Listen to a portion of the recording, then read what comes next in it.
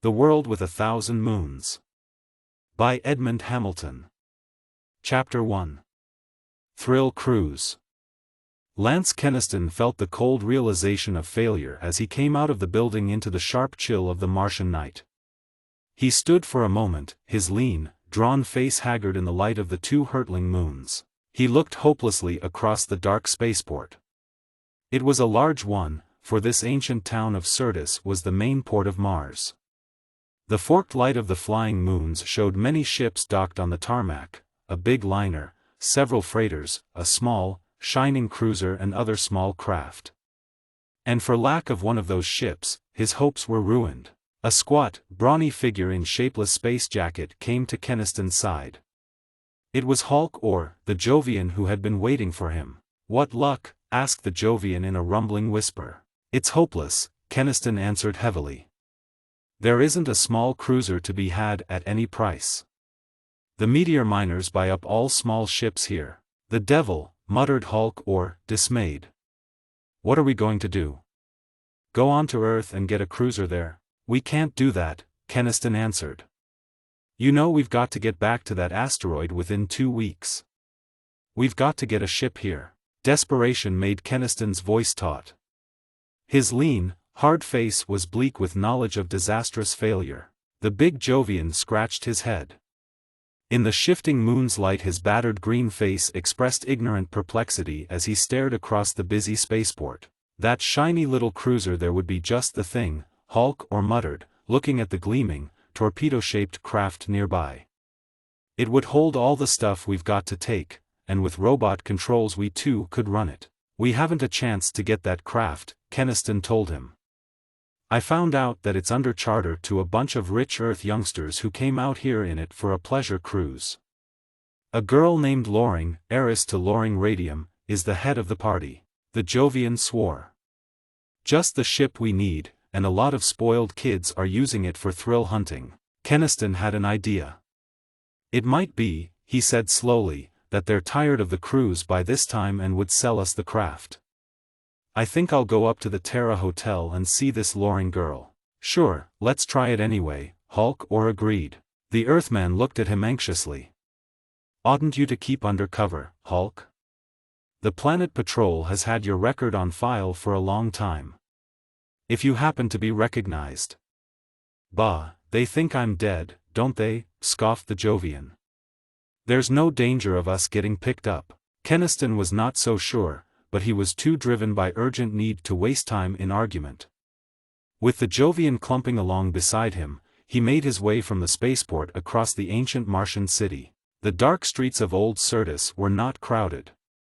Martians are not a nocturnal people and only a few were abroad in the chill darkness, even they being wrapped in heavy synthowool cloaks from which only their bald red heads and solemn, cadaverous faces protruded. Earthmen were fairly numerous in this main port of the planet. Swaggering space sailors, prosperous-looking traders and rough meteor miners made up the most of them. There were a few tourists gaping at the grotesque old black stone buildings, and under a krypton bulb at a corner, 2 men in the drab uniform of the patrol stood eyeing passers-by sharply. Keniston breathed more easily when he and the Jovian had passed the 2 officers without challenge. The Terra Hotel stood in a garden at the edge of town, fronting the moonlit immensity of the desert.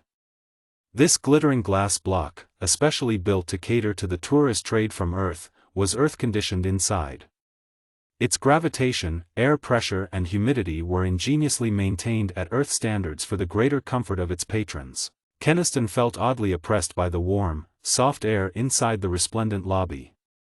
He had spent so much of his time away from Earth that he had become more or less adapted to thinner, colder atmospheres. "Miss Gloria Loring," repeated the immaculate young Earthman behind the information desk. His eyes appraised Keniston's shabby space jacket and the hulking green Jovian. "I am afraid.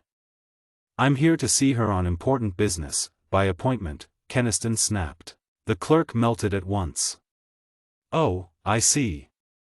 I believe that Miss Loring's party is now in the bridge.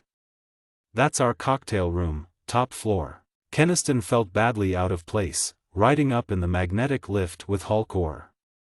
The other people in the car, Earthmen and women in the shimmering synthesilks of the latest formal dress, stared at him and the Jovian as though wondering how they had ever gained admittance. The lights, silks, and perfumes made Keniston feel even shabbier than he was. All this luxury was a far cry from the hard, dangerous life he had led for so long amid the wild asteroids and moons of the outer planets. It was worse up in the glittering cocktail room atop the hotel. The place had glassite walls and ceiling, and was designed to give an impression of the navigating bridge of a spaceship. The orchestra played behind a phony control board of instruments and rocket controls. Meaningless space charts hung on the walls for decoration. It was just the sort of pretentious sham, Keniston thought contemptuously, to appeal to tourists. "Some crowd," muttered Halcor, looking over the tables of richly dressed and jeweled people. His small eyes gleamed. "What a place to loot." "Shut up," Keniston muttered hastily. He asked a waiter for the Loring party, and was conducted to a table in a corner. There were a half-dozen people at the table, most of them young Earthmen and girls. They were drinking pink Martian desert wine, except for one sulky-looking youngster who had stuck to Earth whiskey. One of the girls turned and looked at Keniston with cool, insolently uninterested gaze when the waiter whispered to her politely. "I'm Gloria Loring," she drawled. "What did you want to see me about?" She was dark and slim, and surprisingly young.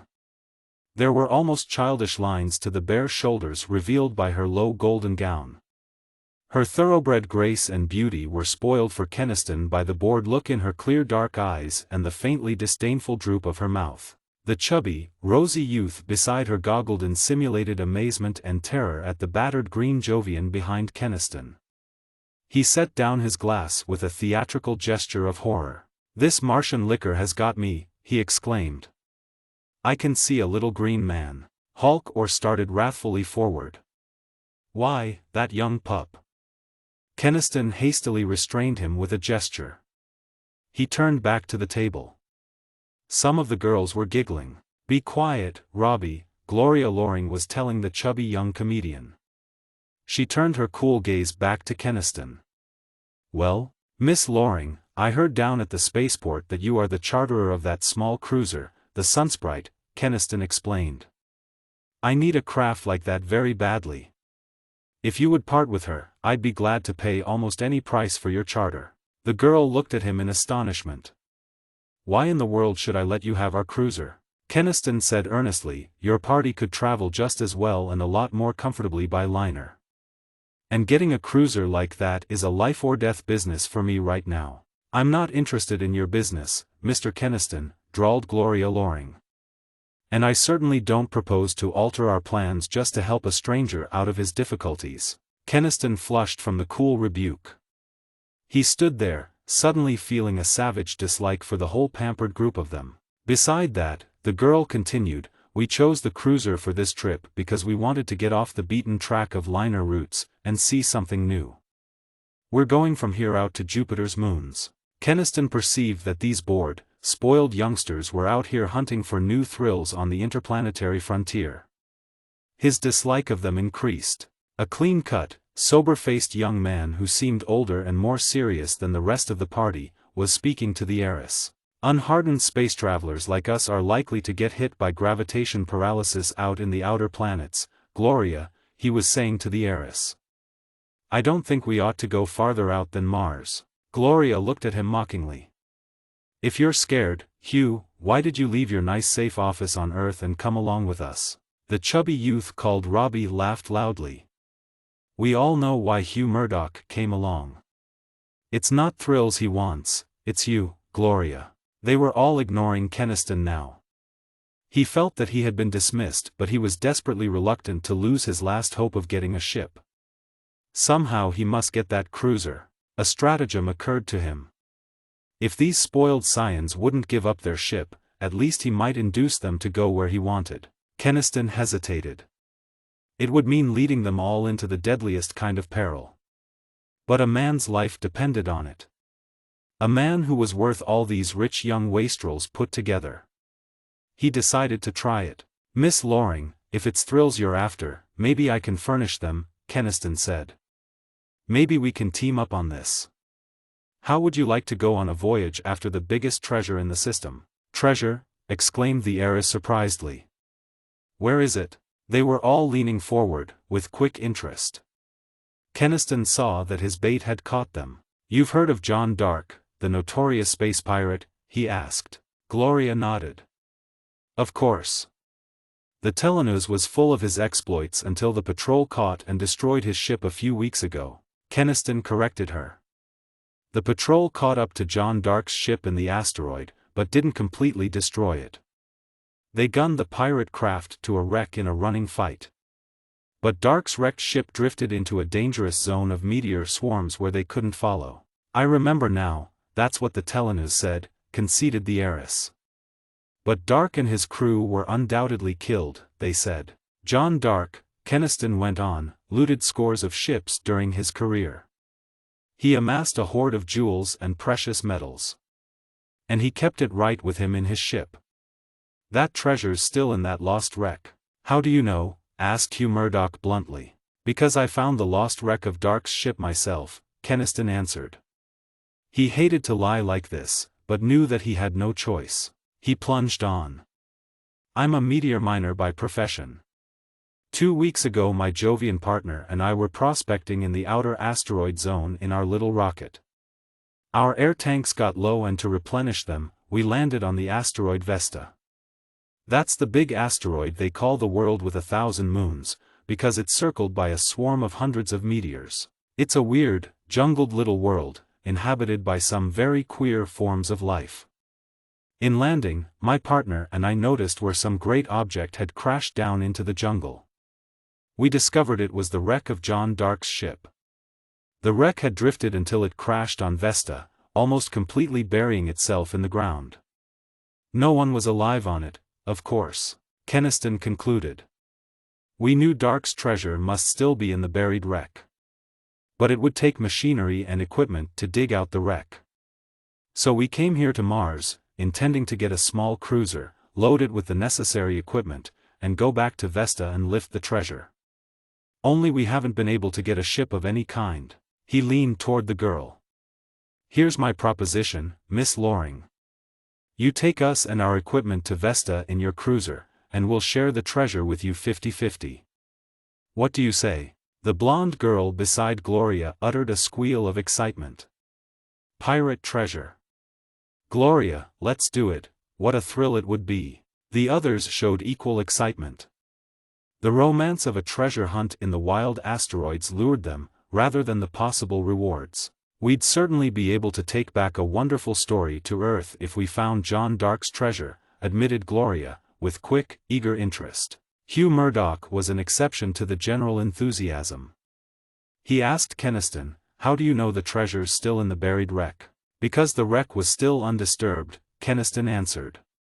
And because we found these jewels on the body of one of John Dark's crew, who had been flung clear somehow when the wreck crashed. He held out a half-dozen gems he took from his pocket.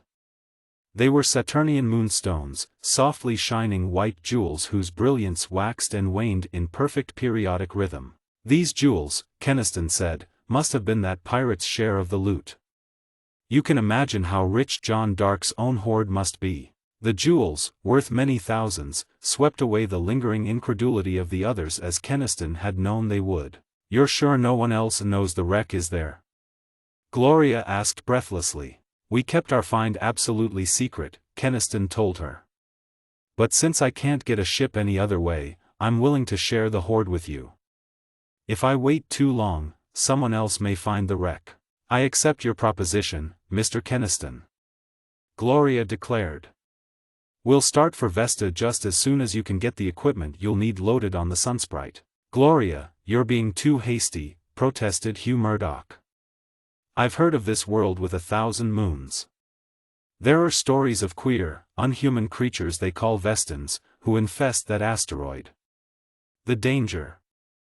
Gloria impatiently dismissed his objections. Hugh, if you are going to start worrying about dangers again, you'd better go back to Earth and safety. Murdoch flushed and was silent. Keniston felt a certain sympathy for the young businessman. He knew, if these others did not, just how real was the alien menace of those strange creatures, the Vestans. "I'll go right down to the spaceport and see about loading the equipment aboard your cruiser," Keniston told the heiress.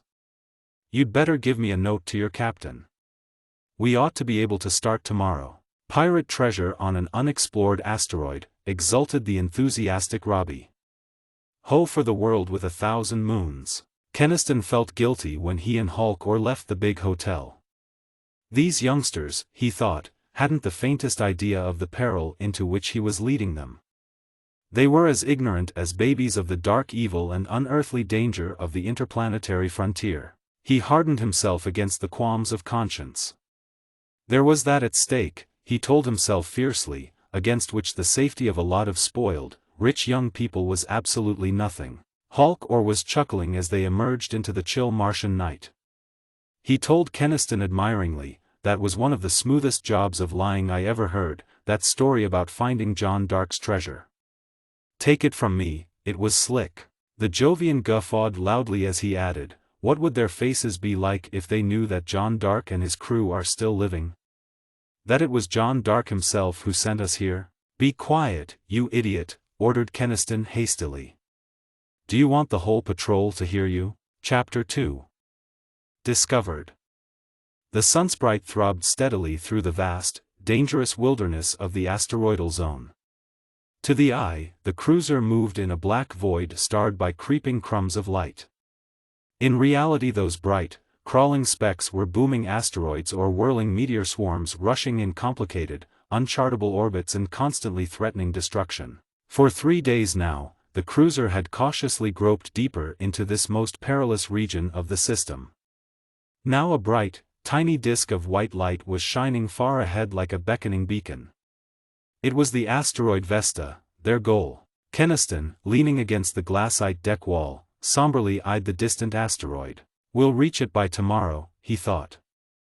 "Then what? I suppose John Dark will hold these rich youngsters for ransom." Keniston knew that the pirate leader would instantly see the chance of extorting vast sums by holding this group of wealthy young people as captives. "I wish to God I hadn't had to bring them into this," Keniston sweated. "But what else could I do? It was the only way I could get back to Vesta with the materials." His mind was going back over the disastrous events since the day 3 weeks before, when the patrol had caught up to John Dark at last. Dark's pirate ship, the Falcon, had been gunned to a helpless wreck. It had, fortunately for the pirates, drifted off into a region of perilous meteor swarms where the patrol cruisers dared not follow. The patrol thought everybody on the pirate ship dead anyway, Keniston knew. But John Dark and most of his crew were still alive in the drifting wreck. They had fought the battle wearing spacesuits, and that had saved them. They had clung grimly to the wreck as it drifted on until it finally fell into the feeble gravitational pull of Vesta. Keniston could still remember those tense hours when the wreck had fallen through the satellite swarm of meteors onto the world with 1,000 moons. They had managed to cushion their crash. John Dark, always the most resourceful of men, had managed to jury-rig makeshift rocket tubes that had softened the impact of their fall. But the wrecked Falcon had been marooned there in the weird asteroidal jungle, with the alien, menacing Vestans already gathering around it. The ship would never fly space again until major repairs were made. And they could not be made until quantities of material and equipment were brought. Someone must go for those materials to Mars, the nearest planet. John Dark had superintended construction of a little 2-man rocket from parts of the ship. Keniston and Hulk were to go in it. "You must be back with that list of equipment and materials within 2 weeks, Keniston," Dark had emphasized. "If we stay castaway here longer than that, either the Vestans will get us or the patrol discover us." The pirate leader had added, "The moon jewels I've given you will more than pay for a small cruiser, if you can buy one at Mars.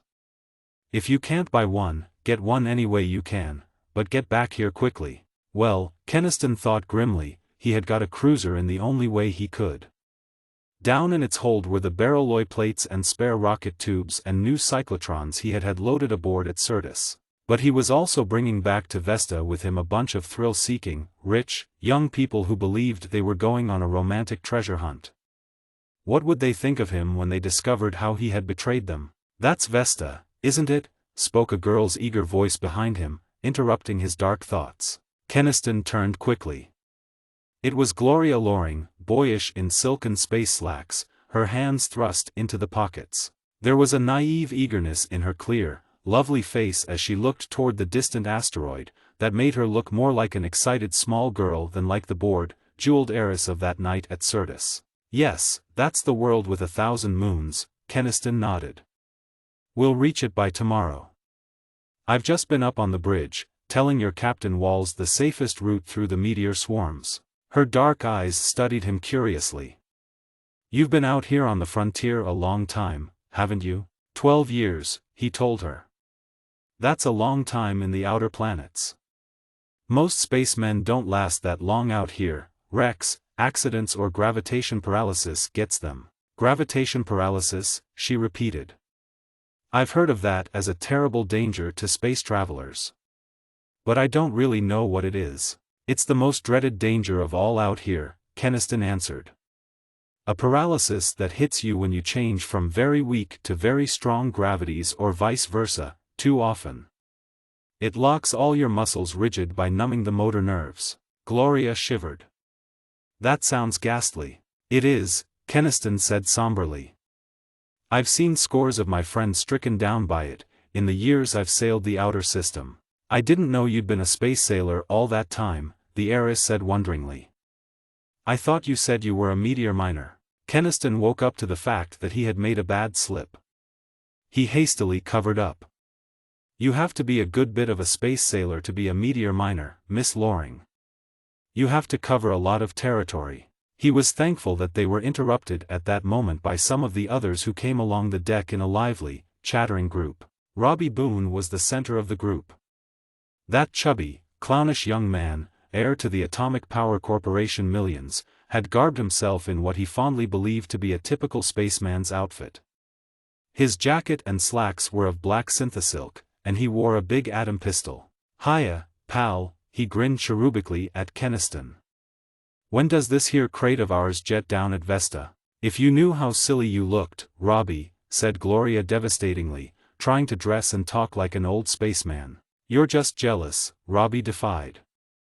I look all right, don't I, Keniston? Keniston's lips twitched. You'd certainly create a sensation if you walked into the spacemen's rendezvous in Javopolis. Alice Krim, a featherhead little blonde, eyed Keniston admiringly. You've been to an awful lot of planets, haven't you? She sighed. Turn it off, Alice, said Gloria dryly.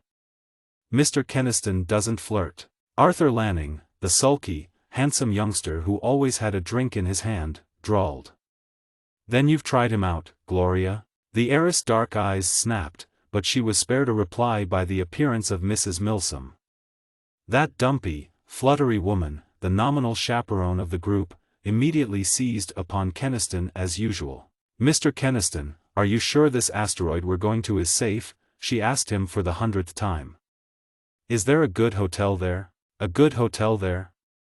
Keniston was too astounded to answer, for a moment.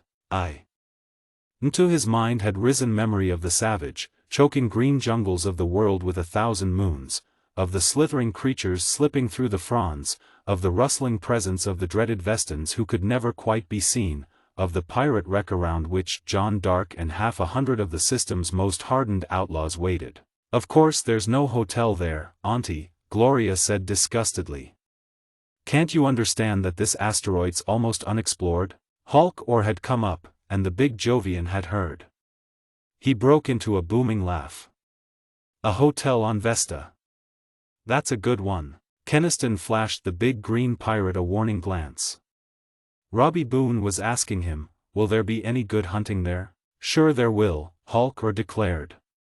His small eyes gleamed with secret humor. You're going to find lots of adventure there, my lad. When Mrs. Milsom had dragged the others away for the usual afternoon game of Dimension Bridge, the Jovian looked after them, chuckling. This crowd of idiots hadn't ought to have ever left Earth. What a surprise they're going to get on Vesta. They're not such a bad bunch, at bottom, Keniston said half-heartedly. Just a lot of ignorant kids looking for adventure. Bah, you're falling for the Loring girl, scoffed Hulk. You'd better keep your mind on John Dark's orders. Keniston made a warning gesture. Cut it. Here comes Murdoch. Hugh Murdoch came straight along the deck toward them, and his sober, clean-cut young face wore a puzzled look as he halted before them. Keniston, there's something about this I can't understand, he declared. Yes? What's that? Returned Keniston guardedly. He was very much on the alert. Murdoch was not a heedless, gullible youngster like the others. He was, Keniston had learned, an already important official in the Loring Radium Company. From the chaffing the others gave Murdoch, it was evident that the young businessman had joined the party only because he was in love with Gloria. There was something likable about the dogged devotion of the sober young man. His very obvious determination to protect Gloria's safety, and his intelligence, made him dangerous in Keniston's eyes. I was down in the hold looking over the equipment you loaded, Hugh Murdoch was saying. You know, the stuff we're to use to dig out the wreck of Dark's ship. And I can't understand it, there's no digging machinery, but simply a lot of cyclotrons, rocket tubes and spare plates. Keniston smiled to cover the alarm he felt. Don't worry, Murdoch, I loaded just the equipment we'll need. You'll see when we reach Vesta. Murdoch persisted. But I still don't see how that stuff is going to help. It's more like ship repair stores than anything else. Keniston lied hastily. The Sykes are for power supply, and the rocket tubes and plates are to build a heavy-duty power hoist to jack the wreck out of the mud.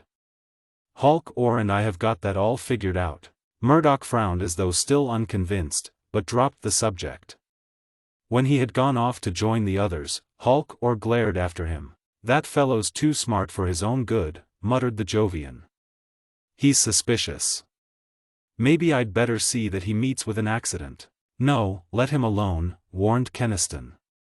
If anything happened to him now, the others would want to turn back. And we're almost to Vesta now. But worry remained as a shadow in the back of Keniston's own mind. It still oppressed him hours later when the arbitrary ship's time had brought the night. Sitting down in the luxurious passenger cabin over highballs with the others, he wondered where Hugh Murdoch was. The rest of Gloria's party were all here, listening with fascinated interest to Hulk Orr's colorful yarns of adventures on the wild asteroids. But Murdoch was missing. Keniston wondered worriedly if the fellow was looking over that equipment in the hold again. A young Earth spaceman, one of the Sunsprite's small crew, came into the cabin and approached Keniston. Captain Wall's compliments, sir, and would you come up to the bridge? He'd like your advice about the course again. I'll go with you, Gloria said as Keniston rose. I like it up in the bridge best of any place on the ship. As they climbed past the little telaudio transmitter room, they saw Hugh Murdoch standing in there by the operator. He smiled at Gloria.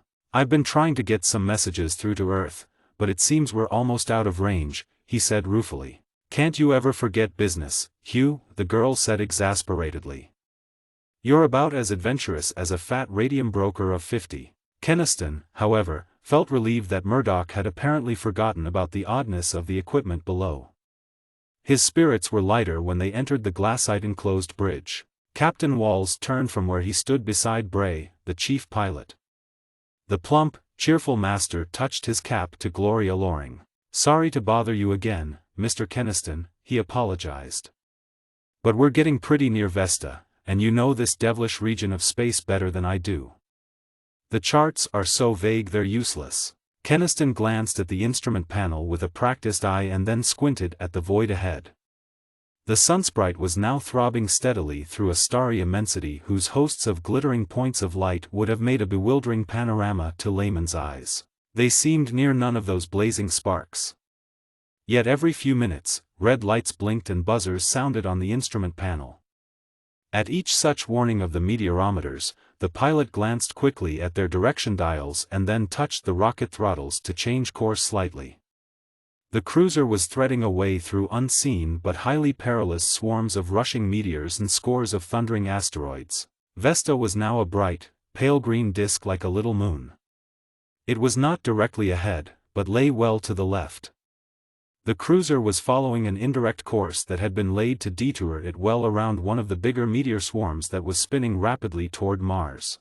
What about it, Mr. Keniston? Is it safe to turn toward Vesta now? Captain Walls asked anxiously. The chart doesn't show any more swarms that should be in this region now, by my calculations. Keniston snorted. Charts are all made by planet lubbers. There's a small swarm that tags after that big number 480 mess we just detoured around. Let me have the scopes and I'll try to locate it.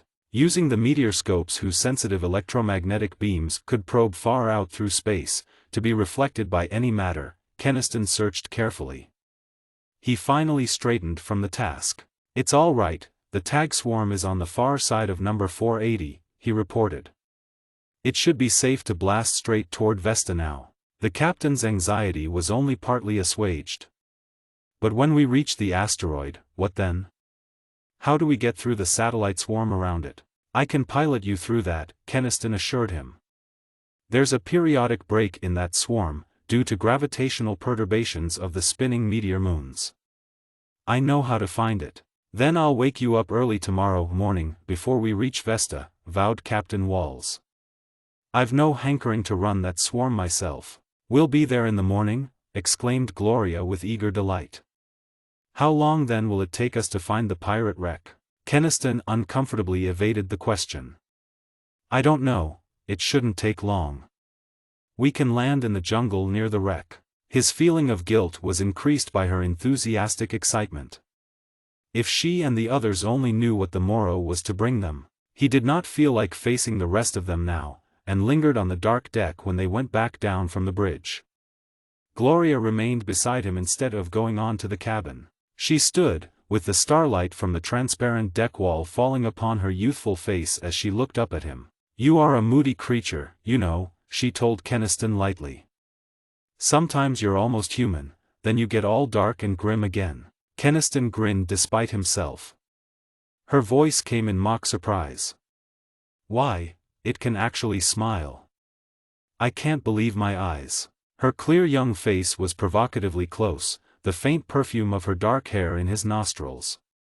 He knew that she was deliberately flirting with him, perhaps mostly out of curiosity. She expected him to kiss her, he knew.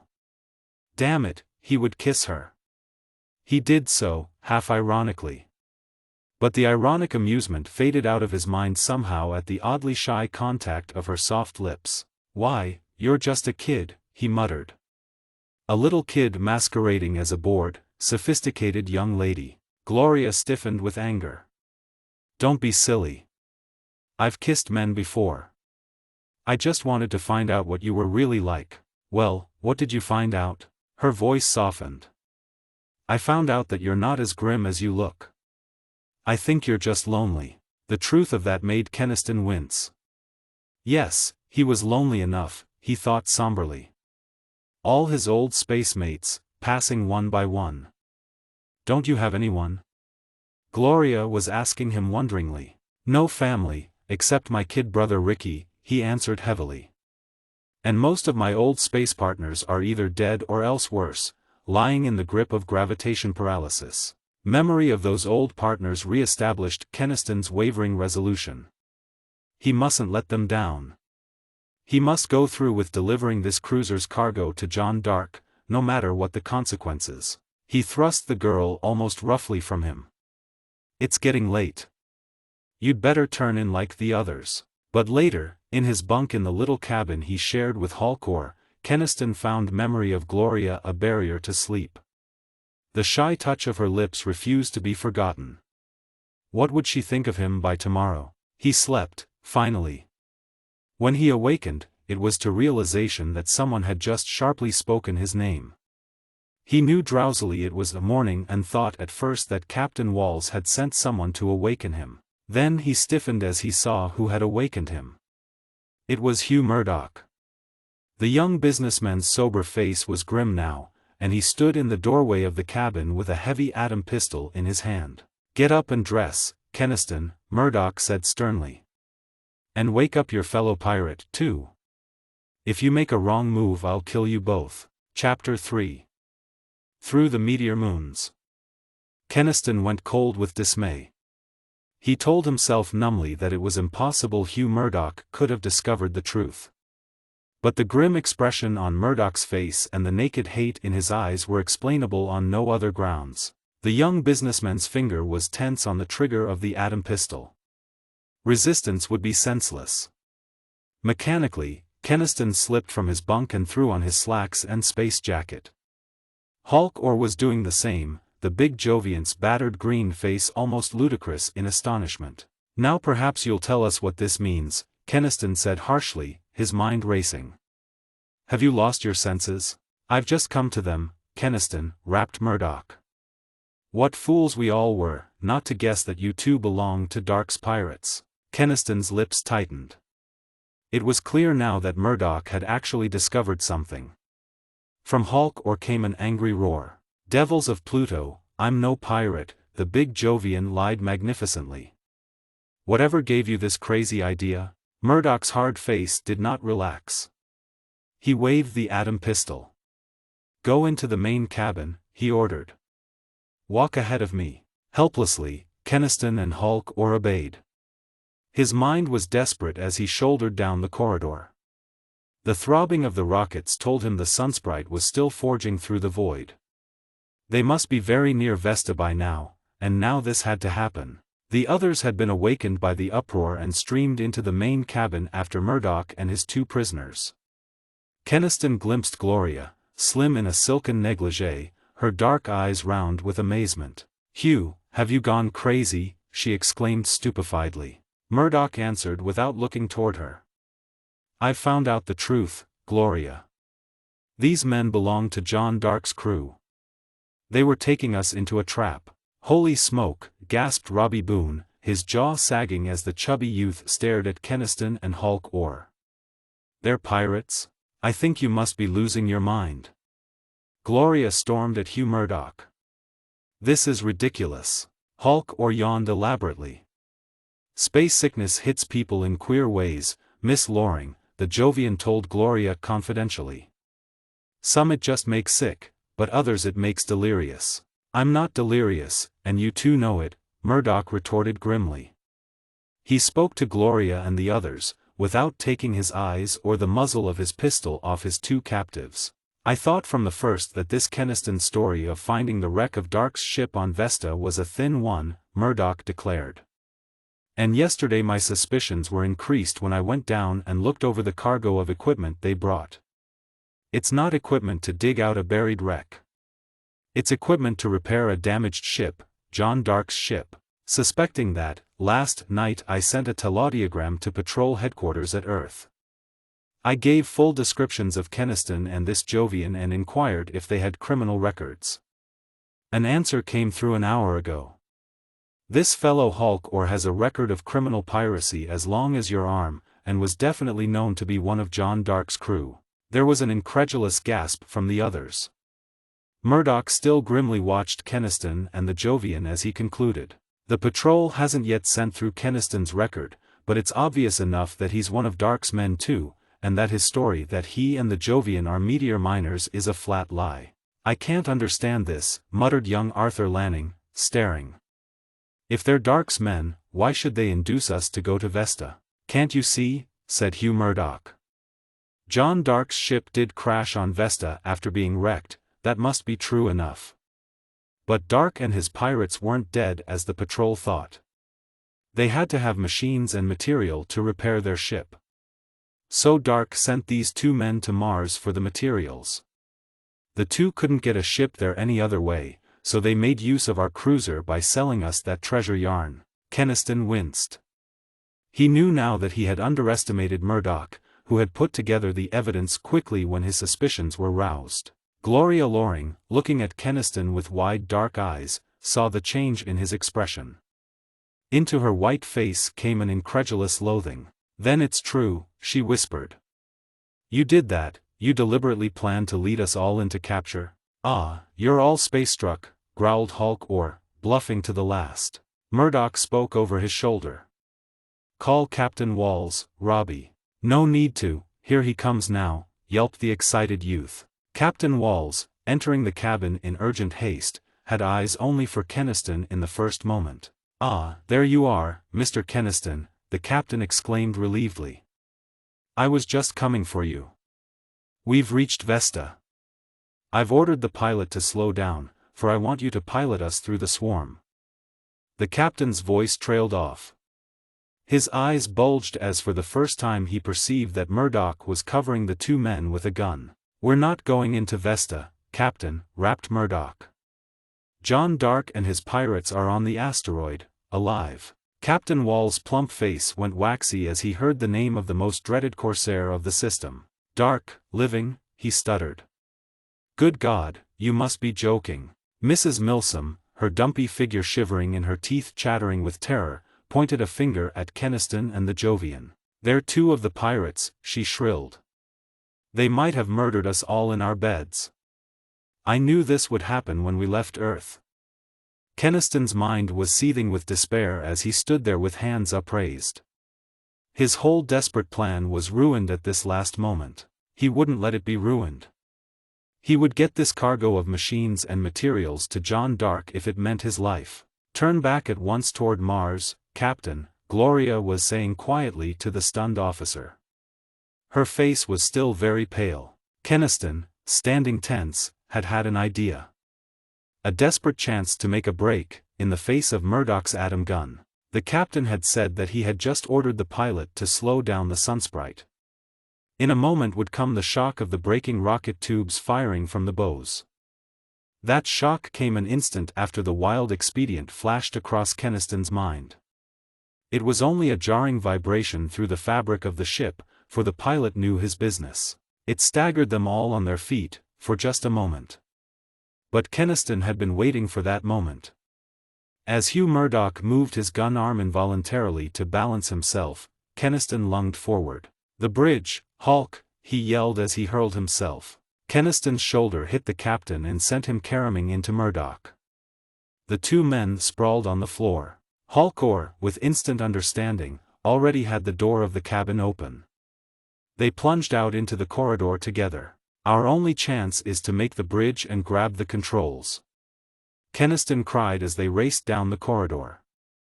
"We can keep them long enough to land on Vesta." Hiss, flash. The crackling blast of the atom gun tore into the lower steps of the ladder up which he and the Jovian frantically climbed. Murdoch was running after them as he fired, and there were shouts of alarm. Keniston and Hulk burst into the glassite-walled bridge.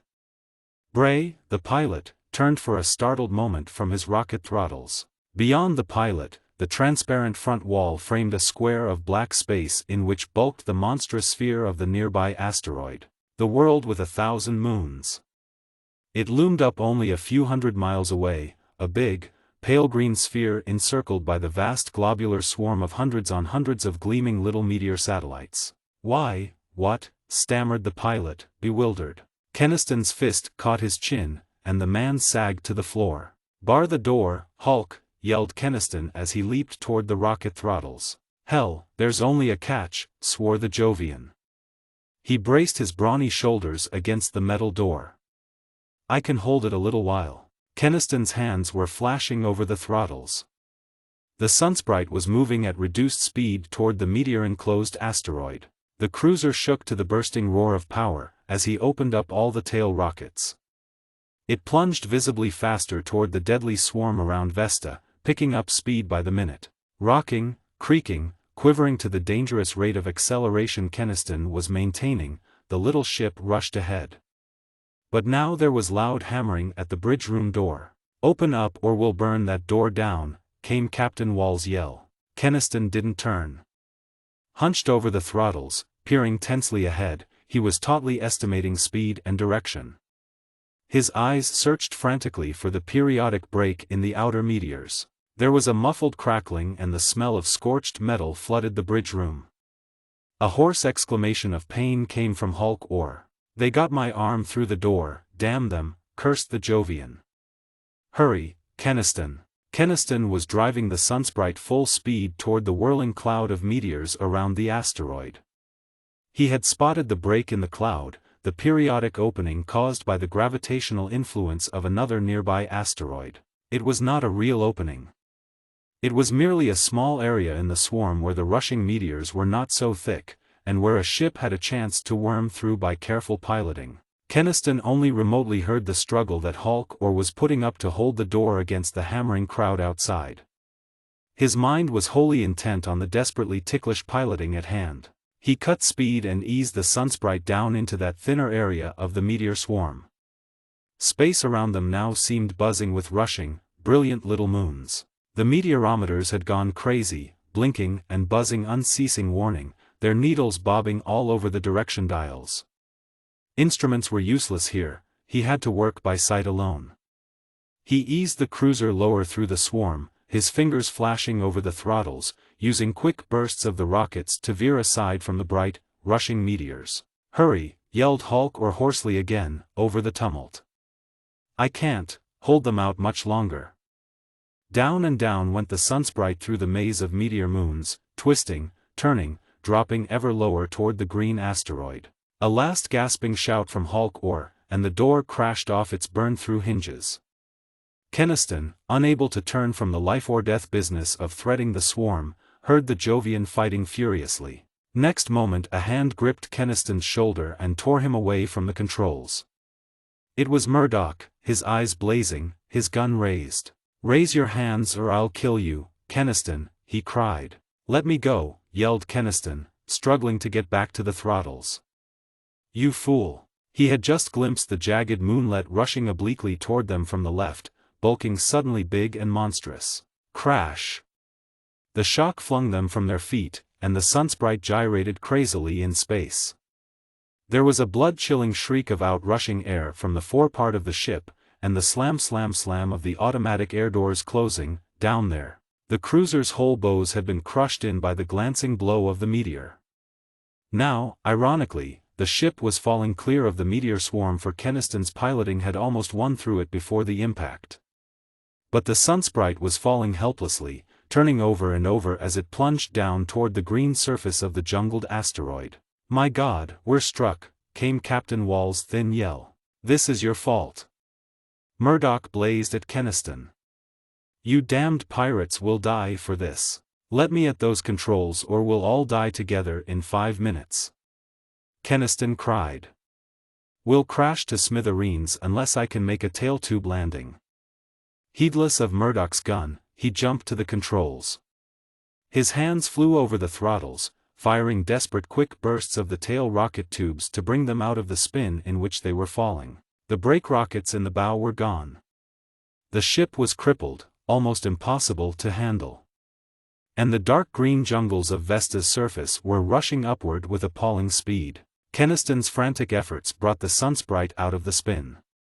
By firing the lateral rockets, he kept it falling tail downward. "We're goners," yelled someone in the stricken ship. "We're going to crash." Air was screaming outside the plummeting ship.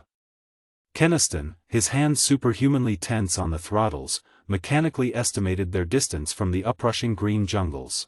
He glimpsed a little black lake in the jungle, and near it the big circle of an electrified stockade.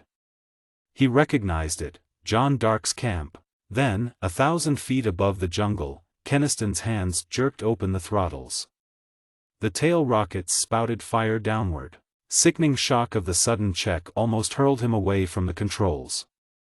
His hands jabbed the throttles in and out with lightning rapidity, checking their further fall with one quick burst after another. A sound of rending branches, a staggering sidewise shock that flung him from his feet. A jarring thump, then silence. They had landed. Chapter 4. The Vestans. Keniston picked himself up groggily. The others in the bridge had been thrown against walls or floor by the shock, but seemed no more than bruised. Hulk or was nursing his burned arm. But Hugh Murdoch, staggering in a corner, still held his atom pistol trained on Keniston and the Jovian. "My God, what a landing!" exclaimed Captain Walls, his plump face still white. "I thought we were done for." "Maybe we still are," Murdoch said grimly. He said savagely to Keniston, "You think you've won, don't you? Because you've managed to crash us on this asteroid where your pirate boss is waiting?" "Listen, Murdoch," Keniston began desperately. "Keep your hands up or I'll kill you both," blazed Murdoch. "March down to the main cabin." Keniston and the Jovian obeyed. The sunsprite was lying sharply canted on its side, and it was difficult to scramble down through the tilted passageways and decks to the big main cabin. The cabin was a scene of confusion, for it was impossible to stand upright on its tilted floor. Young Arthur Lanning had been stunned, and Gloria Loring and the scared blonde girl, Alice Crim, were bathing his bruised forehead. Robbie Boone was peering wildly through a porthole at the sunlit tangle of green jungle outside. From Mrs. Milsom came a shrill, steady wail of terror. "Stop that screeching," Murdoch told the dumpy dowager brutally. "You're not hurt. Gloria, are you others all right?" Gloria raised her white face from her task. "Only bruised, Hugh." She did not look at Keniston or the big Jovian as she spoke. Robbie Boone's teeth were chattering. "Murdoch, what are we going to do? We're wrecked, on this hellish jungle asteroid." Murdoch paid the frightened, chubby youth no attention. Captain Walls, Bray, and 4 of the crew were entering the cabin. The captain and pilot had belted on atom pistols. Captain Walls' plump face was paler. 2 of the crew were killed and our telaudio wrecked by that meteor, he reported. He glared at Keniston. "You damned pirate. You're responsible for this. If you hadn't dragged me away from the controls, the cruiser wouldn't have been struck," Keniston denied. "And I'm not a pirate," Murdoch interrupted. "We'll settle with those 2 later," he told the enraged captain. "Right now, we'll have to get out of the ship. We can't stay in here until we get it righted on an even keel." Hulk or rumbled a warning. "Better be careful about going outside. Those cursed Vestons are thick in these jungles." "I'll have no advice from you 2 pirates," flamed the captain. "Bray, you and Thorpe keep your guns on them every minute." The heavy main space door was opened. Pale sunlight and warm, steamy air laden with rank scents of strange vegetation drifted in. Outside lay a raw clearing the falling ship had crushed out of the jungle. Captain Walls supervised as they all donned lead-soled weight shoes to compensate for the weaker gravity. Then they emerged, young Lanning being supported by Murdoch and Robbie. Keniston and the Jovian were last to emerge, under the watchful guns of their guards. The crew and passengers were looking around with wonder and revulsion. The silvery bulk of the Sunsprite lay awkwardly heeled on its side. The symmetrical torpedo shape of the cruiser was now badly marred by the crumpled condition of its bow. All around them in the thin sunlight rose slender trees whose enormous green leaves grew directly from the trunks.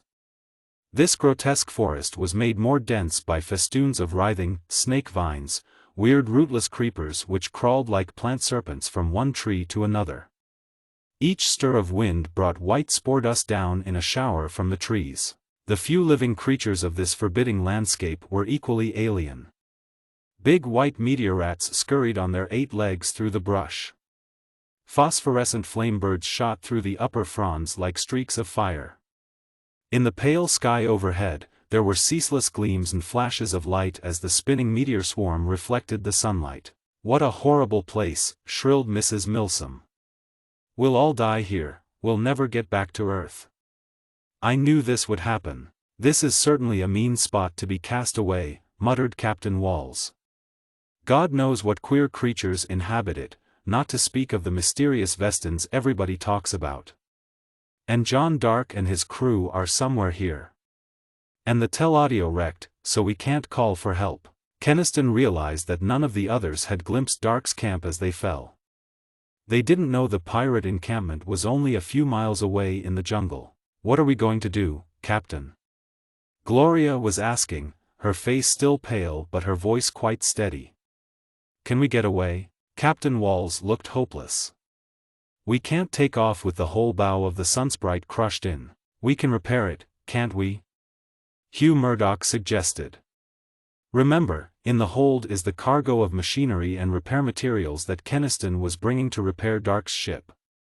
Can't we use that equipment?" The captain looked more hopeful. "Maybe we can. Bray and the crew and I ought to be able to do an emergency job of patching the bow and installing new rocket tubes there. But we'll have to work fast to get away before Dark's outfit learns we're here." He pointed vindicatively at Keniston. Better lock up that fellow and his partner to make sure he doesn't signal somehow to his fellow pirates. Keniston tried again to explain. Will you all listen to me? I tell you, I'm no pirate. Murdoch eyed him sternly. Do you deny that John Dark sent you to Mars for repair equipment, and that you told us that lying treasure story to get the equipment here in our ship? No, I don't deny that, Keniston admitted. But I'm not one of John Dark's crew, I never was. I was a prisoner on his ship, captured by the pirates before they themselves were attacked by the patrol. Do you expect us to believe that? Murdoch said incredulously. It's true. Keniston insisted. My kid brother Ricky and I were captured by John Dark's outfit several weeks ago. We were prisoners on his ship when it was wrecked by the patrol. After the wreck drifted onto Vesta here, Dark wanted to send someone to Mars for repair equipment. He wouldn't send one of his own men in charge, for fear the man would double-cross him and never come back. So he sent me, his prisoner, on that errand. Hulk came along to help me navigate a ship back. And I had to obey Dark and get the equipment back here at any cost. For Dark kept my brother Ricky prisoner here with him, and told me that if I didn't bring back that equipment, Ricky would be shot. Hulk spoke up. It's true, what Keniston's telling you, rumbled the Jovian. Me, I'm one of Dark's pirates and I don't care a curse who knows it. But Keniston did this only to save his brother. I don't believe it, said Captain Walls flatly. It's another of the smooth lies this fellow Keniston makes up so easily. Gloria spoke to Keniston, her dark eyes still accusing. If what you say is true and you're not a pirate, then you brought all of us into this danger simply to save your own brother? Keniston looked at her miserably. Yes, I did. I was willing to lead you all into capture to save Ricky. But I had a reason. Sure, you had a reason, Murdoch said bitterly. What did the safety of strangers like us mean to you, compared to your precious brother? Captain Walls motioned Keniston and Hulk angrily toward the ship. Bray, take them in and lock them under guard in a cabin, he said. Hulk suddenly yelled. Look out! There's a Vestan. Keniston, his blood chilling with alarm, glanced where the Jovian pointed. At the west edge of the clearing, a small animal had suddenly emerged from the dense green jungle. It was a six-legged, striped, cat-like beast, not unordinary as interplanetary animals go. But its head looked queer, seeming to have a bulbous gray mass attached behind its ears. Captain Walls uttered a scoffing exclamation. That's only an ordinary asteroid cat. That is a Vestan. Keniston cried. Shoot at its head. His warning was too late. The cat-like beast had launched itself in a spring toward their group. As its striped body shot through the air, Walls triggered his atom pistol. The crackling blast of force tore into the body of the charging asteroid cat, and the beast fell heavily a few yards away. But as it fell, the small gray mass upon its neck suddenly detached itself from the dead animal and scuttled swiftly forward. It moved with blurring speed toward Bray, the nearest to it of the group. The little gray creature was no bigger than a man's clenched fists together. It was a gray, wrinkled featureless thing, except for pinpoint eyes and the tiny claw-like legs upon which it scurried. It reached Bray and ran swiftly up his legs and back as he swore startledly. Keniston, made reckless of danger by his horror, yelled and lunged toward the pilot. Bray was swearing and trying to slap at the gray thing running up his back. But the little creature had now reached his neck. Clinging there, it swiftly dug two tiny, needle-like antennae into the base of his neck. Hold him! Keniston shouted hoarsely. The Vestan has got him. Bray had undergone a sudden metamorphosis as the gray creature dug its antennae into his neck. His face stiffened, became mask-like. The pilot turned and began to run stiffly toward the jungle. Keniston's leap almost caught him, but Bray lashed out a fist that sent Keniston sprawling. Don't let him get away! Keniston yelled, scrambling up. But the others were too stricken by amazement and horror to interfere in time. Bray had already plunged into the jungle and was gone. My God, what happened? Captain Walls exclaimed dazedly. Bray went clean crazy. His gun was pointing at Keniston and Hulk, or as though he held them responsible for what had occurred. "He didn't go crazy, but he's lost now," Keniston said heavily. "That little gray creature was one of the Vestons. But what did it do to him? That thing wasn't big enough to harm anybody." "That's all you know about it," said Hulk ominously. "Those little Vestons are the most dangerous creatures in the system." "The Vestons," Keniston added dully, "are semi-intelligent parasites. They live by attaching themselves to and taking control of some other creature's body. They do it by jabbing in those tiny, needle-like antennae to contact the victim's nervous system. Thereafter, the Veston controls the victim's body absolutely. When the victim dies or is hurt, the Veston simply detaches himself and fastens upon a new victim." Horror was on the white faces of the others. Murdoch gulped and asked, "Then Bray?" "Bray is beyond saving now," Keniston said. "The Veston parasite will control his body till he dies. The Vestons always like to attach themselves to human beings. They know that a man's body is more versatile in its capabilities than an animal's." Twilight was beginning to descend upon the little clearing in the jungle, for the sun had gone down during the last few minutes. In the gathering dusk, the jungle loomed dark and brooding about them. Overhead, the sky of this world with 1,000 moons was burgeoning into its full glory. The hundreds of meteor moons that spun across the heavens were shining brighter and brighter in the deepening dusk. Captain Walls broke the spell of horror and dread. "We'd better get back inside the ship for tonight," he said nervously. "We can't do anything about repairs until tomorrow, anyway. By then we'll have figured out some way to deal with those devilish creatures." Murdoch said bitterly to Keniston, "Bray's end is your fault, Keniston. You brought him and us and these women into this place, all for the sake of that brother of yours. He'll stand trial for that when we get back to Mars," the captain vowed. "Even if he wasn't one of Dark's crew originally, by helping them he's made himself a space pirate, liable to execution." Keniston made no attempt to defend himself. He knew they wouldn't understand why he had sacrificed them for Ricky's sake, even if he told them. He and Hulk were locked in one of the little cabins, after it had been carefully searched.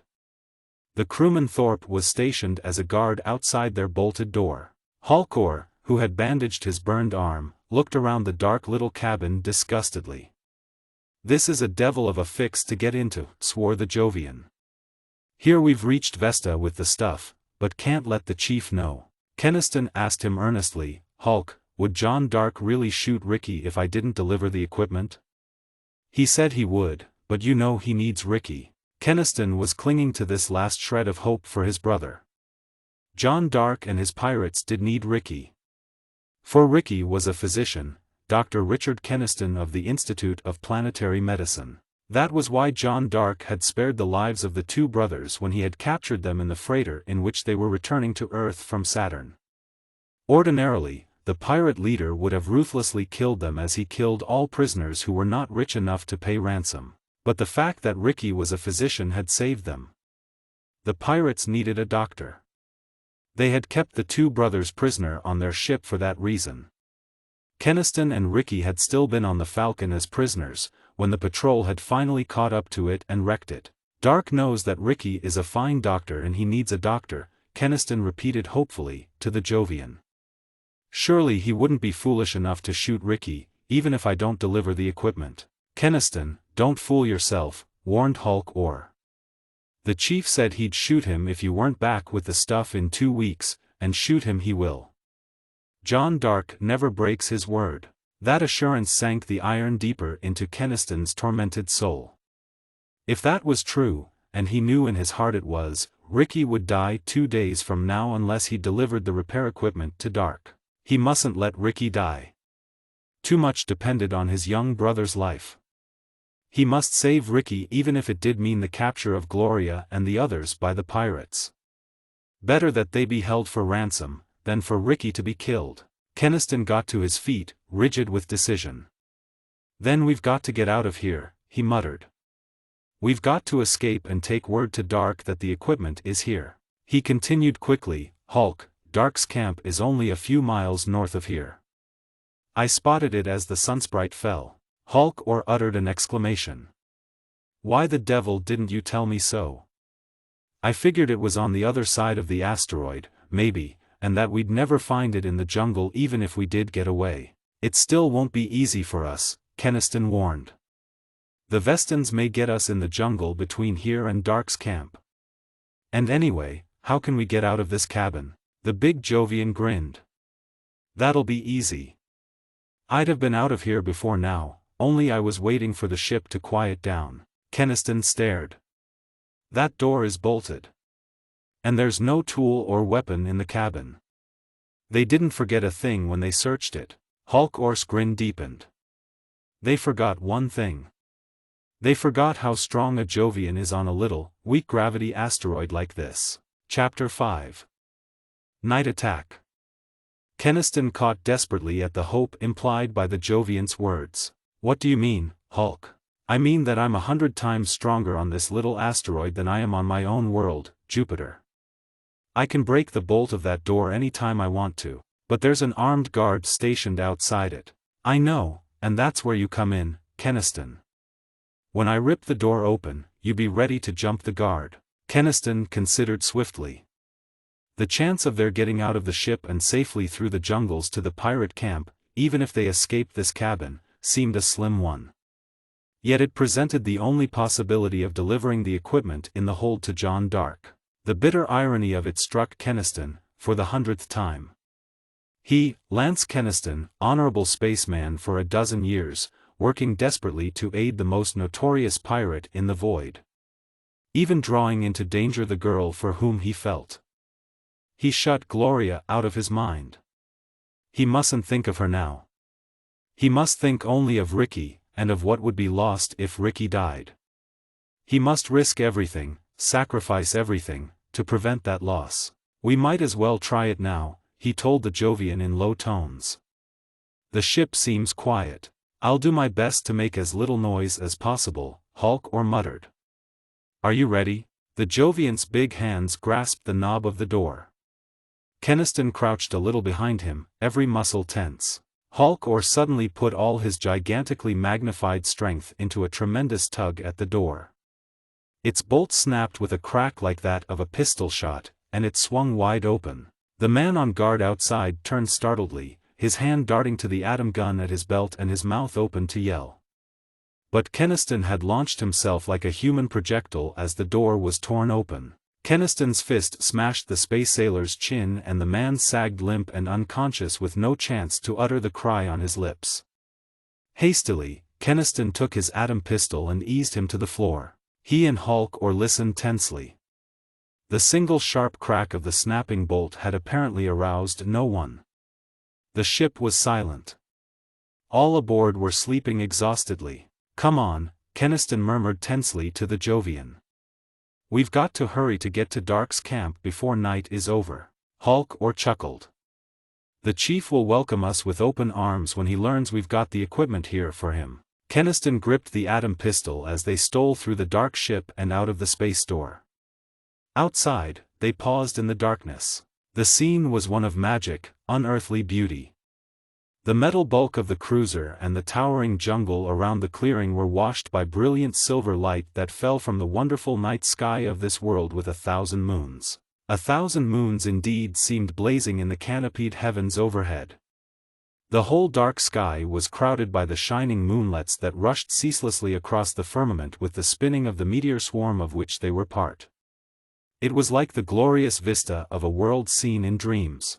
But Keniston was familiar with the unearthly spectacle. He led the way rapidly toward the northern edge of the jungle. We'll just have to plunge in and head north, he told the Jovian. If we reach that little lake, we can soon find Dark's camp. They started into the dense jungle, a fairyland of silver beams sifting through the choking fronds. Something scurried close by. Keniston, shoot, cried Hulkor instantly. Keniston had already glimpsed the white beast scurrying toward them across a little patch of moon's light. It was one of the big meteor rats. On its neck bunched one of the little gray masses, a Vestan. The horror inspired by the hideous parasites tightened Keniston's finger convulsively on the trigger of the atom pistol. The crackling bolt of fire from the weapon ripped into the Vestan on the meteor rat, and both parasite and animal victim were instantly a scorched, smoking heap. "Hell, that's torn it," cried the big Jovian. "We've roused the whole ship." Men awakened by the blast of the atom gun were pouring out of the Sunsprite, rushing after the two escaped men. Keniston heard Captain Walls shouting, "They're in the jungle here. Spread out and surround them," the officer was ordering. Keniston and the Jovian plunged forward, seeking to escape northward. But they had come up against an impenetrable abatis of brush. Before they could find a way around it, they heard men crashing all around them. They were completely encircled. "Keniston, you and that Jovian walk back into the clearing with your hands raised or we'll blast every inch of the brush till we get you," came the stentorian shout of the captain. "The devil, they've got us boxed," exclaimed Hulk furiously. "We'll try to fight our way through." "No," Keniston declared. "We couldn't make it anyway. And I'm not going to shoot innocent men." Hulk angrily grabbed for the atom pistol, but Keniston promptly threw it away. Not even in this last extremity could he bring himself to kill. "You're a fool," gritted the Jovian. "Now there's nothing for it but surrender." With their hands raised, they walked out of the jungle into the brilliant silvery light of the clearing. Instantly they were surrounded by Captain Walls, Murdoch and the other armed crewmen. The girls and their scared chaperone, and young Lanning and Robbie Boone, were emerging in alarm from the Sunsprite. Keniston did not look toward them. Captain Wall's face was grim in the moon's light, as he and his men covered the two captured fugitives. "Keniston, you and this Jovian were going to make your way to John Dark and tell him of our presence here, weren't you? You needn't deny it, it's plain enough." "Sure we were," exclaimed the angry Jovian.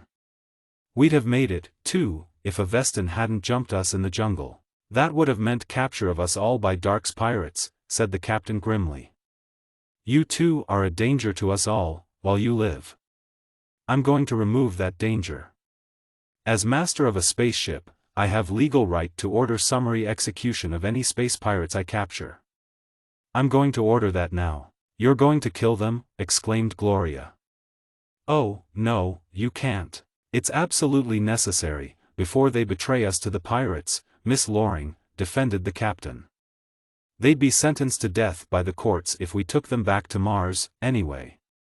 But we daren't take a chance on keeping them prisoned that long." "But just to shoot them down," said Gloria horrifiedly. "I won't stand for that." Murdoch took her by the arm. "It's space law, Gloria," he told her earnestly. "You'd better go back into the ship." Keniston stood silent in the moon's light, for he realized from the finality of Wall's voice that appeals would be utterly useless. There was no use trying again to explain why he'd been willing to betray them all to save Ricky. Even if they listened, they wouldn't understand. He felt tired, crushed, old. He'd gone a long way in the last dozen years, but every mile of it had only led toward this ending. He was going to die here under the hurtling meteor moons of Vesta, and that meant that Ricky and Ricky's dream were going to die soon too. "I told you you were a fool to throw away that gun," Hulk was muttering. "You two march over there to the edge of the clearing," Captain Walls ordered grimly, gesturing with his gun. "Anything you want to say first, Keniston?" "Nothing that you would listen to or understand, you people," Keniston answered dully. "No, I've got nothing to say." A crackling voice came out of the dark jungle at that moment. "I have something to say. Drop those guns, every man of you, and get your hands up." Walls spun around with an oath, leveling his atom pistol. But out of the jungle crashed a streak of fire that hit the captain's arm and sent him reeling. One of the girls screamed. Another of the Sunsprite's crew had tried to aim his weapon and had been cut down by a second bolt of atomic fire that had hit his leg. "I don't want to kill you unless you force me to," came that crisp voice from the darkness. "You have 10 seconds to drop the guns." "That's the chief, Keniston," yelled Hulk excitedly. "It's John Dark himself." The dreaded name of the pirate, a synonym for cold ruthlessness, reinforced the threat from the darkness. Murdoch let his weapon fall and shouted, "Drop the atom guns, men. If we try to fight, the women will be hurt." The Sunsprite's men dropped their atom pistols. Instantly out into the brilliant light from the jungle rushed a score of armed pirates. Martians, Earthmen, Venusians and others, this horde represented the criminal underworld of every planet in the system. In a moment they had those in the clearing completely disarmed and lined up against the ship. All except Halcor, who was loudly greeting his pirate comrades. Keniston saw John Dark coming across the moonslit clearing toward them. The notorious pirate was a tall, bulky Earthman, but he walked with the light-footedness of a cat in his moon shoes. His black hair was bare, and in the silver light his black-browed, intelligent face was coldly calm as his eyes searched the row of prisoners. "So you finally got here, Keniston. What about the repair equipment?" he asked sharply. Keniston nodded toward the sunsprite. "It's in the hold. We got everything you listed." "Good." Dark approved. "We saw your ship crash landing today, and started this way at once. We've been beating through the jungle, fighting off the damned Vestans, until we heard the uproar going on here." "What happened? Who are these people?" Keniston explained briefly how he had induced Gloria Loring's party to come on a pretended treasure hunt. He was careful to stress the wealth of the party, and John Dark reacted as he had expected. "If they're that wealthy, their families can pay big ransoms." "You've done very well, Keniston." "What about Ricky?" asked Keniston tensely. "He's all right?" "Sure, he's all right, he's up at the camp," Dark answered. Gloria said bitterly to Keniston, "You can congratulate yourself. You've managed to save your brother." John Dark addressed her. "Miss Loring, I presume you and your companions are willing to pay ransom for your crew also?" "I never take prisoners, unless they promise a good profit." "Yes, of course we'll pay the ransom of the crew." Gloria agreed hastily. "Good," said the pirate calmly. "You'll not find your captivity any more irksome than necessary." Mrs. Milsom, the dumpy chaperone, was goggling at the notorious pirate in an extreme of terror. A sardonic gleam came into Dark's eyes as he glanced at her. "You're a handsome wench," he told the plump dowager with mock admiration. "I've half a mind to keep you and let the ransom go." "No, no," shrieked the terrified woman. Dark burst into a roar of laughter. "All right, my shrinking beauty, we'll accept ransom for you." He turned and shot efficient orders to his subordinates, who by now had gathered behind him. "Get that stuff out of the hold, rig up power sledges, and start freighting it up to the camp. You'll have to cut a path through the jungle, use atom blasters to burn one out." One of the pirates, a hard-faced Martian, said uneasily, "That will make a racket that'll bring every Vestan on the asteroid down on us." "You can keep the Vestans off if you keep your eyes open," Dark retorted. "Get to work, now. We've got to get the stuff up there and repair the Falcon at once. I'll take these prisoners up to camp." Keniston was grouped with the other prisoners. With a strong escort of armed pirates guarding them, and Dark and Halcor ahead, they started through the jungle toward the pirate camp. Chapter 6. Asteroid Horror. The pirate encampment was a big clearing hacked from the jungle a mile west of the little lake. In this space lay the long, looming black mass of the most dreaded corsair ship ever to sail the void. The Falcon had been righted to even keel, but its crippled condition was evident in the fused, wrecked condition of its tail rocket tubes. The whole camp was enclosed and protected by a shimmering blue dome of electric force. This emanated from a heavy copper cable that completely encircled the clearing, and which drew its power from insulated cables that led into the ship to generators driven by the few cyclotrons still functioning. This protective electric wall had been set up at John Dark's orders to keep out the dreaded Vestans. John Dark raised his voice as he and his men with their prisoners approached the shimmering wall of the camp. "Kin Ebo. Drop the wall for us." They saw the hard-looking Martian who was Dark's second-in-command dive into the ship to turn off the power of the electric barrier. It died, and Dark's party entered the clearing. Then the electric wall sprang into being again behind them. Keniston looked swiftly around. There were a score more of the motley pirates here in the camp. Also, near the side of the looming Black Falcon, were the small, rough log huts that Dark's men had constructed. Dark's black eyes were triumphant as he told his Martian lieutenant, "Keniston and Halcor brought back the equipment all right, and also brought some people who'll bring big ransom. Their wrecked ship is a few miles south. You go down there with half the men here and help the others bring up the equipment. Kin Ebo, looking a little apprehensively out at the jungle, obeyed. Dark motioned Keniston and the other captives toward one of the huts by the big ship. That hut will be your quarters until we get the Falcon repaired, declared the pirate leader. Any of you who try to leave it will be shot at sight. I hope you'll not be foolish enough to attempt escape. That's right, folks, you wouldn't have a chance, Hulk or told them earnestly. Even if you could get out through the electric wall, the Vestans would get you. They're thick in the jungle around here. They silently entered the hut. Its broad open windows admitted enough of the dazzling moon's light to brighten its interior. A dark, eager-looking young Earthman sprang up as they entered, and rushed to pump Keniston's hand. "Lance, you got back safely," he exclaimed. "Thank the Lord, I've been worrying myself almost crazy about you. How about you, Ricky?" Keniston asked his young brother anxiously. "You're all right?" Ricky Keniston nodded quickly. "Sure, I'm okay.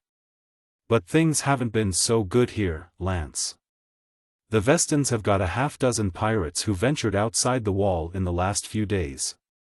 These creatures literally haunt the jungles around here now. I think they've been drawn here from all over the asteroid." Ricky looked wonderingly at Gloria and the others who were entering the hut. "Lance, who are all these people? Are they prisoners of Dark too?" "Yes, we're prisoners," Hugh Murdoch told him bitterly, with a savage glance at Keniston. "We're prisoners because your brother sacrificed us all to get back here and save your neck." "Lance, you didn't do that?" Ricky exclaimed in distress. "I had to, Ricky," Keniston protested. "It meant your life if I didn't." "Of course," Murdoch agreed ironically. "What importance are we, compared to saving your young brother's life?" Keniston spoke slowly, to Murdoch and Gloria and the others. "It wasn't merely Ricky's life at stake that made me sacrifice you all. It was more than that. I tried to tell you before, but you wouldn't listen." Keniston went across the hut and brought back the square black medicine case of his young physician brother. He opened it, and out of the vials and instruments inside he took a square bottle of milky fluid. "This is what I sacrificed everything to save," Keniston said simply. They all stared. "What is it?" Gloria asked, puzzled. "It's Ricky's discovery," Keniston said. "It's a preventative and cure for gravitation paralysis." Captain Walls, himself an old-time spaceman, was first of the group to appreciate the significance of the statement. The captain gasped. "A preventative for gravitation paralysis? Keniston, are you sure?" Keniston nodded gravely. "Yes. Ricky had been working on the problem a long time, back in the Institute of Planetary Medicine. He thought he'd found a way to prevent gravitation paralysis, the most awful scourge of all the outer system, the thing that's doomed so many spacemen. But his formula required rare elements found only in the outer planets. Ricky and I," he continued, "went out there and secured those elements. He made up this formula, and tried it on a gravitation paralysis case, a spaceman who's lain paralyzed for years. The formula was designed to strengthen the human nervous system against the shock of varying gravitations, to re-establish an already damaged nerve web. And it worked." Keniston's voice was husky as he concluded. "It worked, and that living log became a man again. The formula was a success. Ricky and I started back for Earth, where he intended to announce the discovery and arrange for its manufacture on a big scale. But, on the way back, Dark's pirates captured us." Keniston flung out his hand in a tortured gesture. "That's why I went to any lengths to save Ricky's life. It's because Ricky is the only person who knows the intricate formula of this serum. If he were to die, the secret of the cure would die with him. And that would mean that thousands on thousands more of spacemen would be stricken into living death by gravitation paralysis in the future, just as so many thousands of old friends and shipmates of mine have been stricken in the past." Captain Walls was the first to speak. Quietly, the plump master of the Sunsprite extended his hand. "Keniston, will you shake hands with me? And will you forgive me for everything? You did absolutely right. I'm an old spaceman and I know what gravitation paralysis is. Gloria's dark eyes were glimmering with tears. "If we'd only known," she murmured to Keniston. "No one could blame you for sacrificing a lot of worthless idlers like us, for a thing like this. But you're going to be all right, all of you," Keniston assured her. "John Dark will make you pay a big ransom, but you can afford that and you'll get back safely to Earth." "Thank heaven for that," exclaimed Mrs. Milsom. "I can't understand all this scientific talk of yours, but I do know that that pirate chief means no good to me. Didn't you see the lustful looks he gave me?" The laugh that greeted this lessened the tension. Keniston turned as Ricky plucked at his arm. "What about ourselves, Lance?" Ricky asked quietly. "Dark still won't let us go, you know. He still needs me as a doctor." Hugh Murdoch stepped forward. "Dark would let you both go, for a big enough ransom. I'd like to pay it for you." The handsomeness of Murdoch's gesture moved Keniston. He was only able to mutter his thanks. While Ricky was treating Captain Wall's burned arm, the officer kept looking fascinatedly at that square bottle of milky fluid. He said hesitantly, "I've a son, back on Earth. For 5 years he's lain in a cot from the gravitation paralysis that hit him out on Jupiter. Do you suppose?" Ricky nodded. "Yes, Captain. I'm sure that we can cure him, now." There was an uproar out in the clearing. Keniston went to the door and looked out. The electric wall had temporarily been dropped, and Kin Ebo and the main body of the pirates were hastily entering the camp with their improvised power sledges that bore heavy loads of machinery and materials. Keniston heard Kin Ebo reporting shrilly to John Dark, "We lost 2 men to the Vestons on the way here, and nearly lost 2 more. All this activity has drawn them from all over the asteroid. Look at that." Outside the electric wall, which had been hastily rearranged, could be glimpsed the shapes of lurking asteroidal animals.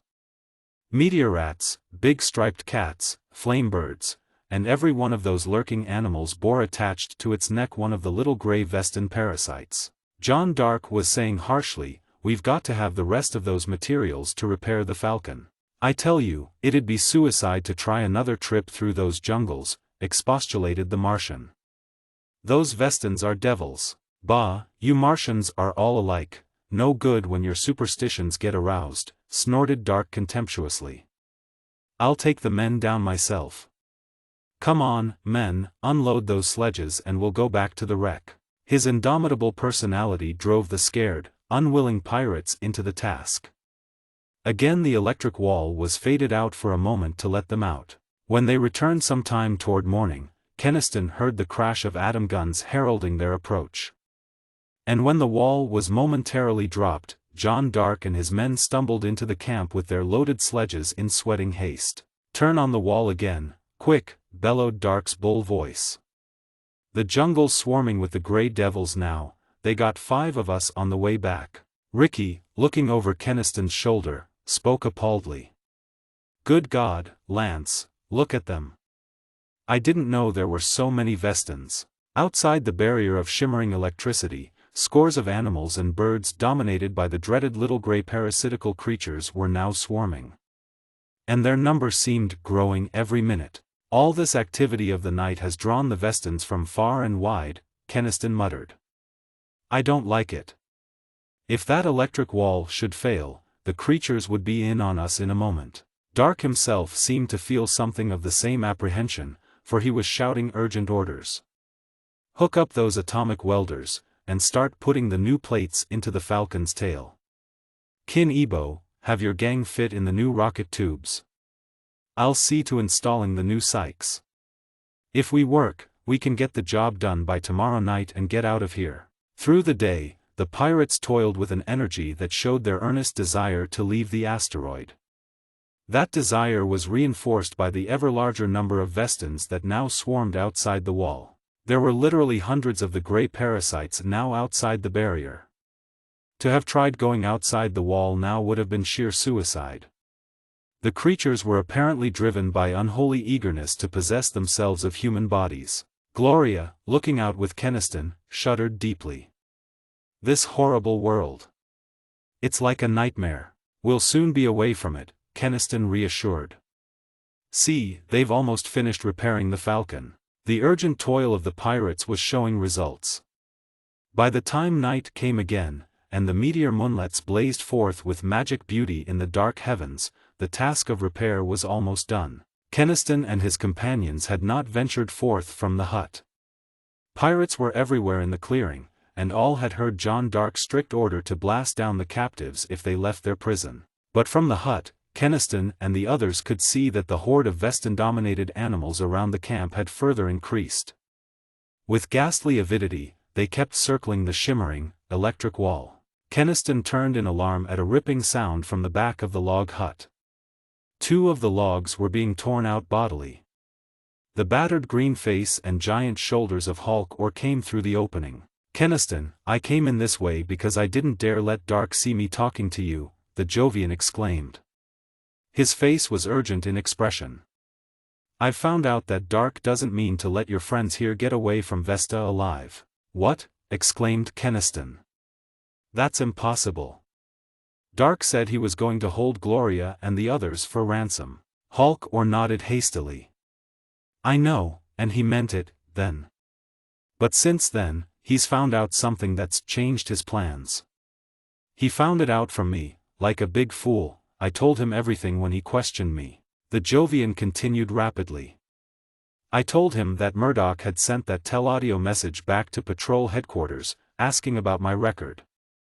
Now Dark figures that the patrol will come out here to find out if that message meant that some of John Dark's outfit had actually escaped. Dark wants the patrol to keep thinking that he and his outfit were destroyed, so he can slip out to Pluto and prepare a new base. So Dark, when he leaves here, is going to drop Miss Loring and her friends by the wrecked Sunsprite, so the patrol will find M dead by the wreck and will believe their cruiser crashed accidentally. That way, they won't go on searching as they would if Miss Loring's party was all missing. And Dark will have a chance to get out to Pluto without an alarm going out." Keniston was suspicious. "Why do you tell us this, Hulk? You're one of the pirates yourself." "I know, but I'm afraid Dark means to drop me with the others by the Sunsprite," Hulk exclaimed. "He didn't say so, but I believe he figures on doing it so that the telaudio inquiry about me would be explained when I was found dead with the others by the wreck." Murdoch said swiftly, "The Jovian's right, Keniston. All this is just what Dark would do, to hide his trail, now that he knows my telaudio message may have aroused the patrol's suspicion." Hulk said emphatically, "I'm with you if you can figure out any way to take the Falcon, Keniston." Keniston paced to and fro. His whole mind was suddenly in a wild turmoil of stark fears. This meant death for Gloria and the others, and the ultimate responsibility for that death would be his. "There is one possible chance for us to take the Falcon," he muttered finally. "But my God, it seems like an insane idea." "Wait a minute," Captain Walls interrupted. "Dark won't drop you and your brother to die, Keniston. He still needs your brother as a physician. You two will be safe even if we are killed." "What of that? I can't let Gloria and the rest of you be murdered. I was willing to sacrifice you when I thought it was only a question of your being held for ransom, but this changes everything," Keniston said wildly. "It doesn't change anything," the captain said firmly. "Your duty is to keep your brother alive at all costs, to save that formula that means life and hope for thousands of gravitation paralysis victims like my son." "You mean, I should let you all be killed so Ricky and I can be saved?" Keniston cried. "I'm damned if I will. We'll never do that." Ricky Keniston agreed warmly. "No formula in the world is worth that." "This formula is," Gloria said earnestly to Keniston. "The captain is right." "I won't do it," Keniston repeated. "I have an idea by which we might be able to take the Falcon." "We're going to try it." "Be reasonable, Keniston," pleaded Hugh Murdoch. "None of us except Hulk has a weapon. What chance would we have against 100 armed pirates?" Keniston looked at his brother. "Ricky, your formula strengthens the nervous system against any form of shock or damage, doesn't it? You said it did it by sheathing the nerves themselves with an impenetrable coating." Ricky nodded puzzledly. "Yes, that's the principle. But how is that going to help us?" "The Vestans," Keniston reminded, seize control of their victims by inserting those tiny needle antennae of theirs into the victim's nerve system to establish contact. Wouldn't your formula insulate the nerves against such contact? Wouldn't it make a man immune to Vestin attack? Why, it would. Ricky declared wonderingly. I never thought of it, yet it's entirely logical. Then, Keniston said swiftly, I want you to give every one of us, including yourself, an injection of the formula right now. The driving purpose in his voice brushed aside all their bewildered questions and objections. Hastily, Ricky prepared his hypodermics and rapidly made an injection of the milky fluid into the big nerve centers in the neck of each of them. Keniston did the same for Ricky himself. We should be immune now to Vestin attack, Keniston said prayerfully. But what good's that going to do us? Hulk or demanded. Are you figuring to try and escape into the jungle? No, I'm figuring on taking the Falcon, by using the Vestins, Keniston replied. Hulk, can you get into the ship and turn off the power that keeps the electric wall going? Can you drop the wall? The Joviant's jaw dropped. Why, sure, I could do that, but if I did, all those hordes of Vestins outside the wall will burst in here. He stopped, his eyes bulging. Good God, then that's your plan? To let the Vestins in? That's it, Keniston said tightly, his face grim. To let the Vestins in on the pirates. That'll give us a chance to take the ship, if the formula really makes us immune to the Vestins. The terrible nature of the proposal stunned them all. But in a moment a flame of purpose lit in the Joviant's eyes. I'll do it, he swore. It's better than waiting for Dark to kill me like he's planning. You be ready. The Jovian slipped out of the opening in the back of the hut. They saw him presently, casually approaching the door of the Falcon. John Dark stood, a tall, dominant figure in the moon's light, barking orders to the scores of pirates who were bolting in the last of the new rocket tubes. Keniston's eyes swung toward the shimmering electric wall, and the horde of Vestin-dominated animals outside it. The wall suddenly died. And as the electric barrier vanished, into the clearing came rushing the swarm of asteroidal animals. The wall's down. John Dark yelled, his atom gun leaping into his hand. Get back into the ship, get back. The crash of his atom gun drowned his own shout. Other pirates were firing wildly at the hideous creatures assailing them, for the little gray Vestins had detached themselves from their animal victims and were swarming upon the pirates, clambering with blurring speed up their legs and backs, sinking into their necks the tiny antennae. Keniston glimpsed John Dark, with a hideous little gray bunch now fastened to the back of his neck, drop his gun and stalk stiffly away toward the jungle. His face was an unhuman, lifeless mask. He was a human automaton, dominated utterly by the alien creature. Come on! Keniston yelled to his friends. Now's our chance to get into the ship. They plunged out of the hut into the gruesome melee. Screaming pirates were now running into the jungle in vain effort to escape the hordes of Vestins. More than half the corsairs were now overcome. Keniston heard a scream from Gloria as they ran, felt a swift scurrying up his back, then the needle-like stab of antennae sinking into his neck. But the parasitic creature did not overpower his will. He reached around, grasped and tore loose the hideous little thing, and with strong revulsion flung it to the ground. Your formula works, Ricky, we're immune to them, he gasped. But hurry! Other Vestins were clambering up on them like ghastly gray spiders as they ran, but were powerless to overcome them. They tore away the creatures and plunged on. Hulk appeared in the door of the Falcon, his green face blazing as his atom pistol pumped crashing fire into pirates inside the ship. I've got the ship cleared of them, the Jovian shouted to Keniston. Let's get out of here. It was time they did so. Almost the last of John Dark's pirates had been possessed by Vestins and had become parasite-dominated robots stumbling off into the jungle. The remaining swarms of gray creatures were scurrying toward Keniston's group. They tumbled into the Falcon and slammed shut the space door. The ship, completely if roughly repaired, was ready for takeoff. Captain Walls and the men of the Sunsprite crew hastily started the newly installed cyclotrons while Keniston and the others raced up to the bridge. Keniston took the controls. He sent the big black pirate ship leaping up into the darkness upon flaming keel and tail jets, and then it climbed steeply toward the wonderful sky of countless rushing moonlets. By the time an hour had passed, the Falcon had groped out through the periodic break in the meteor swarm around the asteroid. And it was throbbing at steadily increasing speed out into the vault of space, away from the world with 1,000 moons. "We'll head for Mars," Keniston told the others. "We can report there to the patrol. If you don't mind," Hulk-Or put in hastily, "I'd just as soon you dropped me at some asteroid before then. I've no desire to meet the patrol." Captain Walls told the Jovian, "Nonsense. After what you've done, you'll get a full pardon from the patrol." "You can count on it," Hugh Murdoch told the doubtful Jovian. "We have some influence, back at Earth." "Well, I guess I'll have to go honest, then," sighed Hulk-Or.